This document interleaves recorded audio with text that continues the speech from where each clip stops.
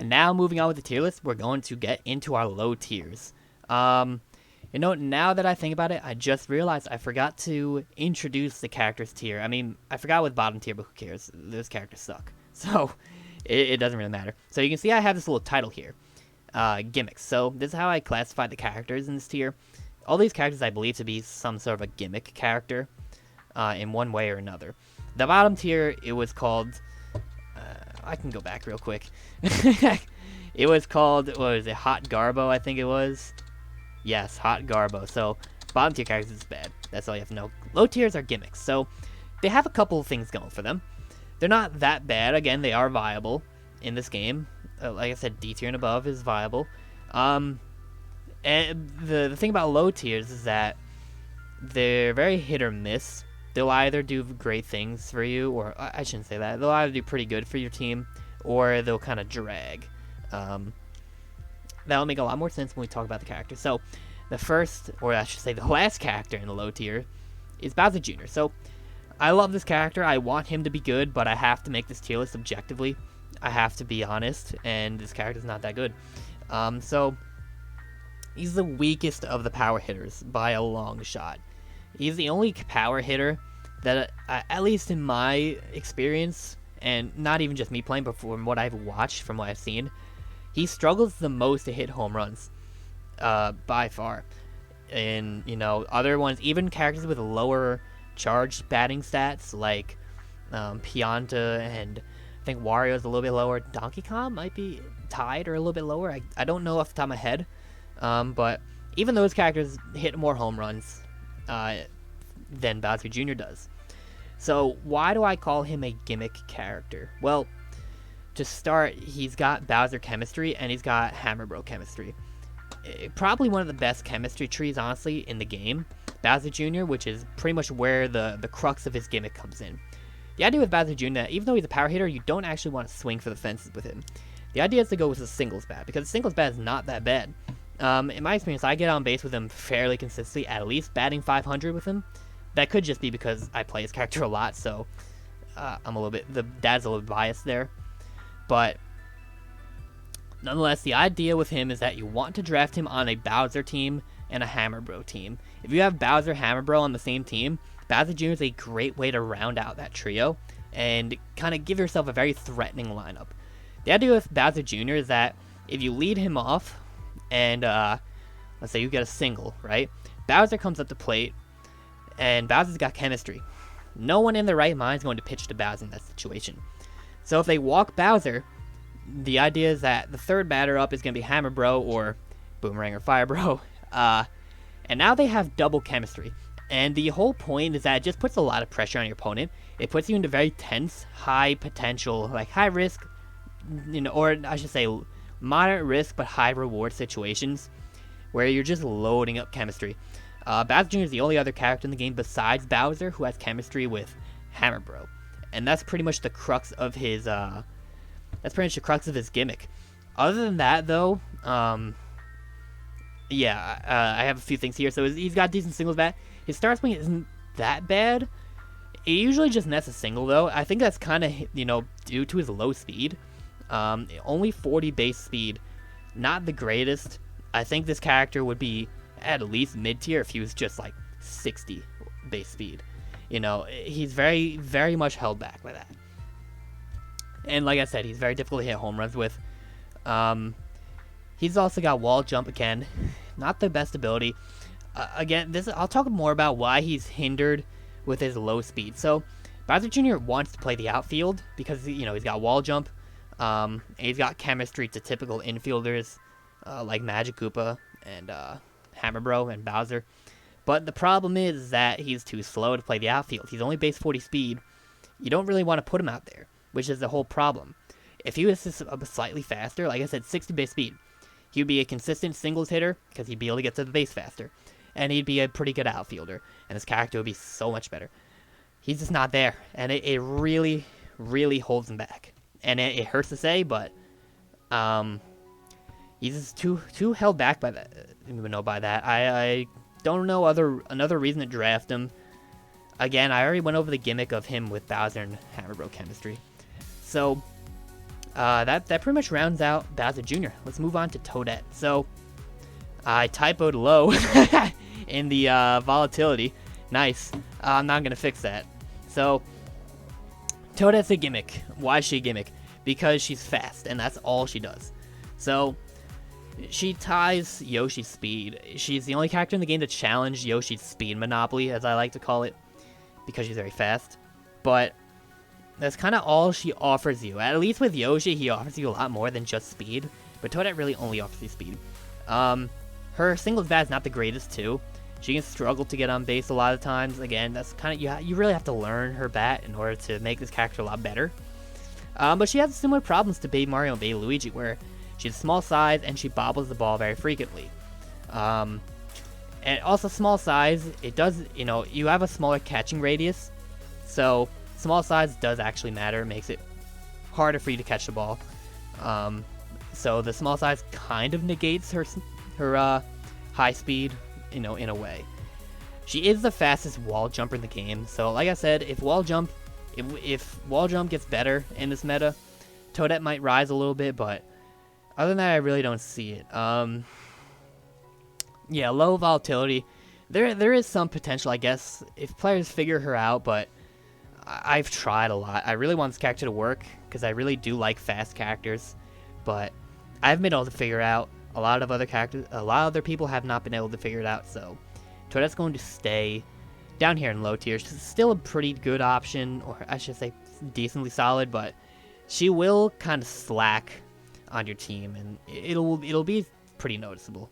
Don't expect to bat higher than 500 or 250 with her. It's pretty much all there is for Toadette.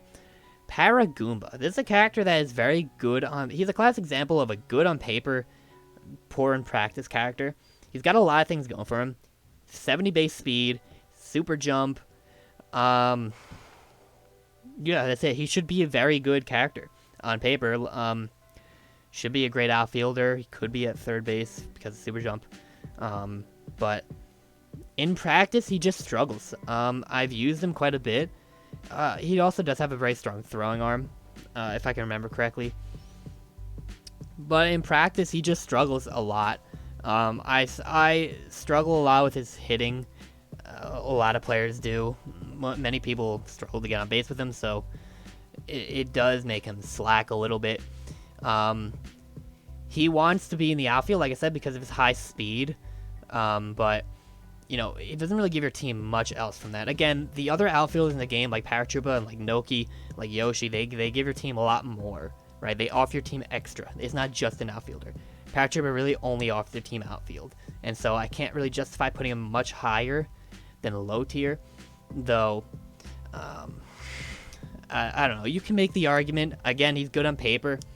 You can argue all day about his speed and super jump, but it's just not good in practice. A lot of people try to use him. He just doesn't perform. I wish I had a more sound argument for this. I think the crux of it just comes down to his bat, because he can struggle to get on base a lot. And again, he only offers your team being an outfielder. And that's not really good enough to make yourself a solid character in this game. You gotta have more than that. So that pretty much rounds out Paragoomba. There's not much else to him other than those things. So we'll move on to Toad. I love this character, man. He's very cool. So he is the definition of a gimmick character in my eyes. So, where do we start with Toad? So, okay. He hits dingers. He can actually hit home runs. So, this is where the in-game stats, the data mine stats, differ from the stat cards, because the stat cards tell you that Toad's batting stat is only 4, I believe, out of 10. But the data mine stats tell you that his charge swing is 70, which is the same as Red Pianta. It's the same as actual power hitters in this game.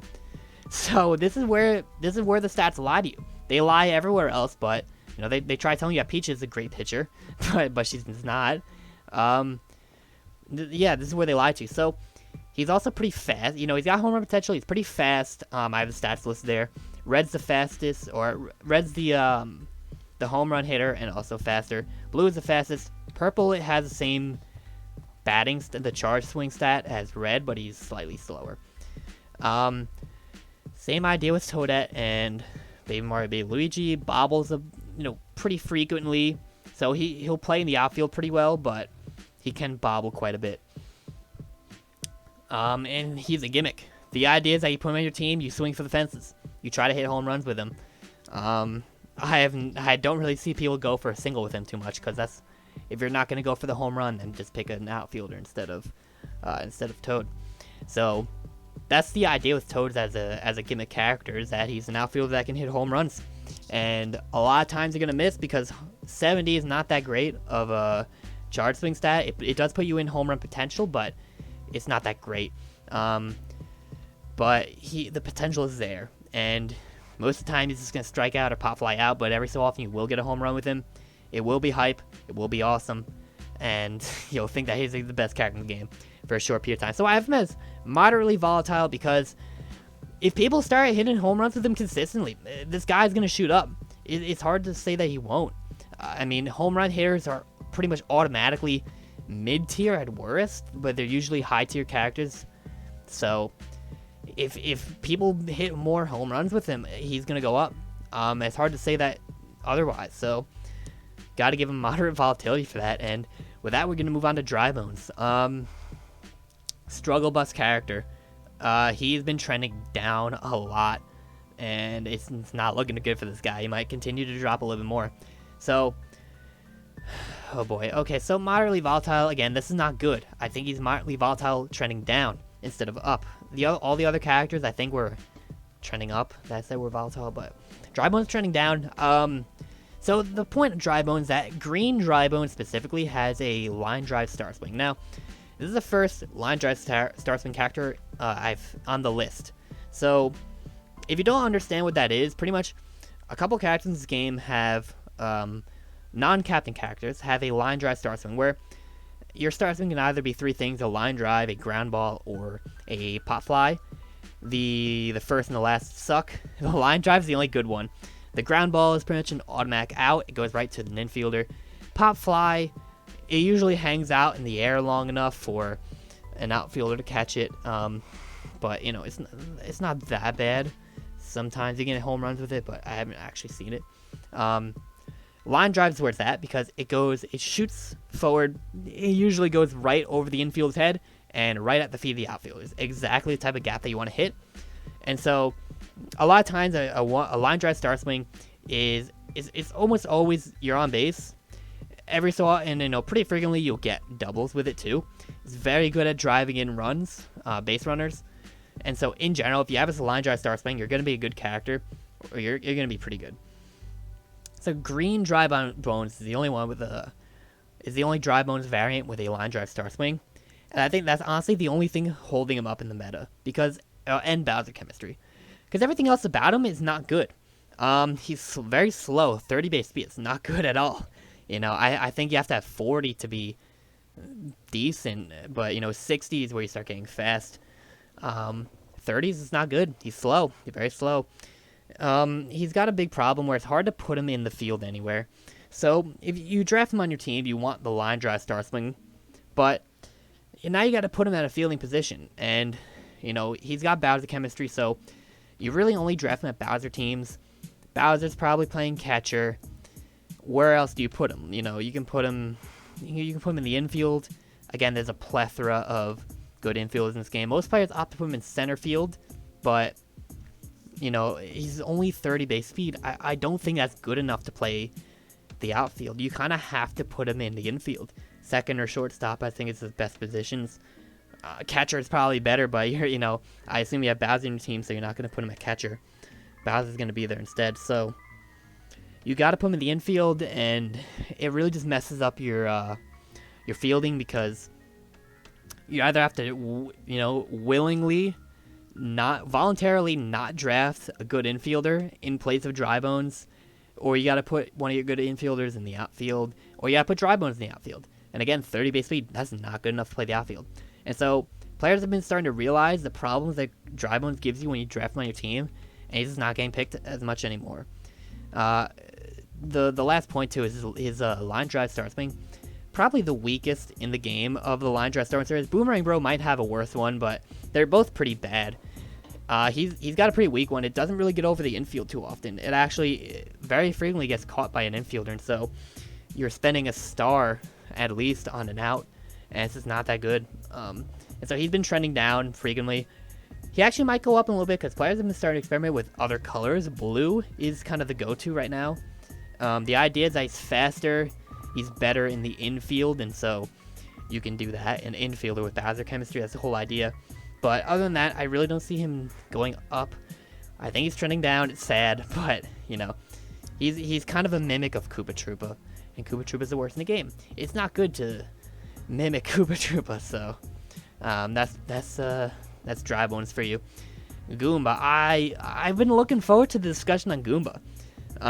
So I mentioned in the bottom tiers video that Goomba was a pitcher. Some people might be raising their head on that one, like, how is this character a pitcher? But let me go explain that. So first of all, moderately volatile because he's actually trending up in the meta right now. I think he's going up. You know, players are a lot more comfortable pitching him. He's been going up a good amount, actually. He's getting picked a lot more than other pitchers. So he might be a lot higher. He might be touching the mid-tier soon. He's got Ball Dash, and this is the crux of his gimmick.